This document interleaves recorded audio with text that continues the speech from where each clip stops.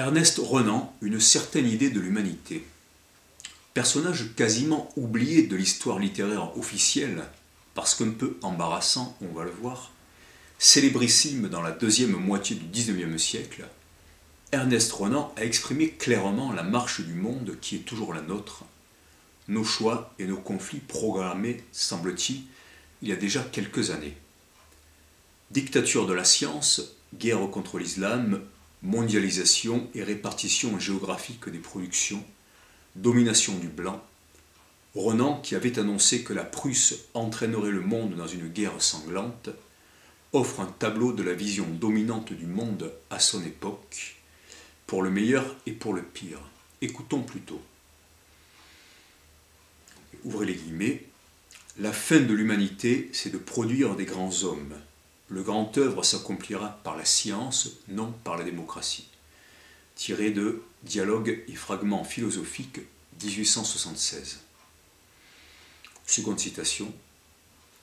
L'islam est la plus complète négation de l'Europe.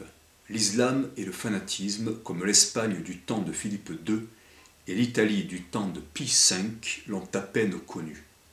L'islam est le dédain de la science, la suppression de la société civile, c'est l'épouvantable simplicité de l'esprit sémitique, rétrécissant le cerveau humain, le fermant à toute idée délicate, à tout sentiment fin, à toute recherche rationnelle, pour le mettre en face d'une éternelle tautologie, Dieu est Dieu. Discours au Collège de France, de la part des peuples sémitiques dans l'histoire de la civilisation, 1862.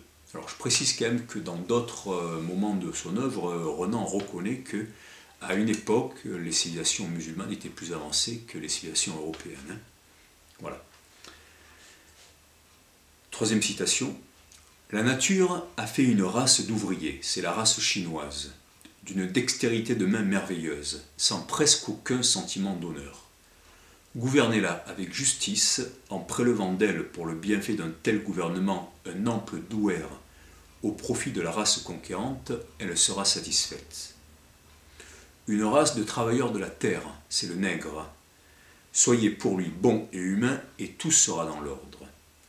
Une race de maîtres et de soldats, c'est la race européenne. Que chacun fasse ce pourquoi il est fait et tout ira bien. Dans La réforme intellectuelle et morale, 1871. Et, toujours dans la réforme intellectuelle et morale, voilà ce que rajoute Ernest Renan, toujours en 1871. Nous aspirons non pas à l'égalité mais à la domination. Le pays de race étrangère devra redevenir un pays de serfs, de journaliers agricoles ou de travailleurs industriels. Il ne s'agit pas de supprimer les inégalités parmi les hommes, mais de les amplifier et d'en faire une loi. Bon, on voit bien la période de la colonisation et la façon dont les Anglais, les Français et d'autres ont agi dans leurs colonies, que ce soit en Afrique, en Inde ou en Amérique du Nord. Renan fut un analyste assez condescendant de sa région d'origine, la Bretagne. Mais il en mit aussi en lumière la capacité de transcendance et de génie. De point ouvrez les guillemets. Les petits peuples doués d'imagination prennent d'ordinaire ainsi leur revanche de ceux qui les ont vaincus. Se sentant forts au-dedans et faibles au-dehors, ils protestent, s'exaltent, et une telle lutte décuplant leurs forces les rend capables de miracles. Presque tous les grands appels au surnaturel sont dus à des peuples espérants contre toute espérance. Qui pourra dire ce qui a fermenté de nos jours dans le sein de la nationalité la plus obstinée et la plus impuissante, la Pologne? Israël, humilié, rêva la conquête spirituelle du monde et y réussit. Évidemment, à travers le christianisme.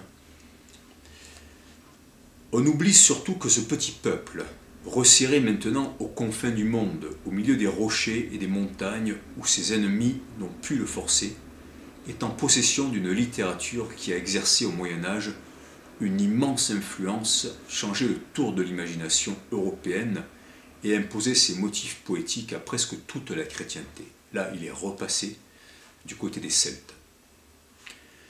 La femme telle que l'a conçue la chevalerie, cet idéal de douceur et de beauté posé comme but suprême de la vie, n'est une création ni classique, c'est-à-dire ni grecque, ni chrétienne, ni germanique, mais bien réellement celtique. Il a écrit ça dans L'âme celtique, la poésie des races celtiques, 1854.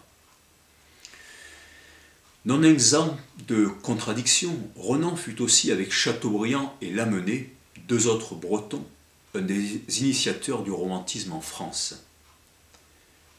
On comprend mieux en le lisant et en voyant la suite de l'histoire du XXe siècle et le XXIe pourquoi le nationalisme est aujourd'hui si craint. Pourtant, ceux-là même qui nous mettent en garde contre la notion de race et d'identité des peuples appliquent le programme de normalisation du monde de Renan, avec l'agriculture en Afrique, la production en Chine, et puis le pouvoir de décision entre les États-Unis et l'Europe. Et à leur service, les plus bien pensants et bienveillants envers les peuples sont les plus zélés à leur nier leur âme, individuelle ou collective, au nom des progrès d'une science et de lumière qui les libérerait. Là, évidemment, j'évoque les intellectuels bien pensants.